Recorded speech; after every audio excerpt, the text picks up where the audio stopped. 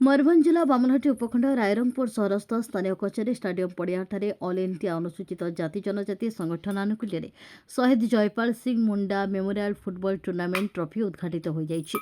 ଏଥିରେ ମୁଖ୍ୟ ଅତିଥି ଭାବେ ଅତିରିକ୍ତ ଜିଲ୍ଲାପାଳ ଅଜିତ କୁମାର, ସମ୍ମାନିତ ଅତିଥି ଭାବେ ବାମନଘାଟି ଉପଖଣ୍ଡ ଉପଜିଲ୍ଲାପାଳ ଉଗ୍ରସେନ ଓ ବାମନଘାଟି ଆଥଲେଟିକ୍ ସଂଘ ସମ୍ପାଦକ ସୁନୀଲ ମାଝୀ ପ୍ରମୁଖ ଯୋଗ ଦେଇଥିଲେ। ଉକ୍ତ କ୍ରୀଡ଼ାରେ ବାମନଘାଟି ଉପଖଣ୍ଡର ସମସ୍ତ ବ୍ଲକରୁ 32ଟି ଦଳ ଅଂଶଗ୍ରହଣ କରିଥିଲେ। ଆଜିର ଉଦ୍ଘାଟନୀ କ୍ରୀଡ଼ାରେ RFC Rairangpur, Tudu Rishika, Chilika FC, Riku FC, Murmu brother तथा अन्य माने खेली। आसंता 9 तारिख फाइनाल मैच हेबो बोली जଣାपड़ी।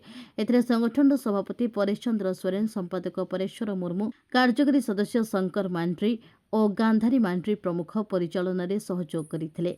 ए प्रतियोगिता रे रेफरी भावे बाजेनाथ सोरेन, कामभानु मुर्मू, मानसिंह मुर्मू और सरदार शोएब प्रमुख जोग देइथिबा बेले भाष्यकार भावे अर्जुन हांसदांकर धारा विवरणी अति रोमांचकर होइथिला। एथिरे बहु फुटबल प्रेमी जोग देइथिले।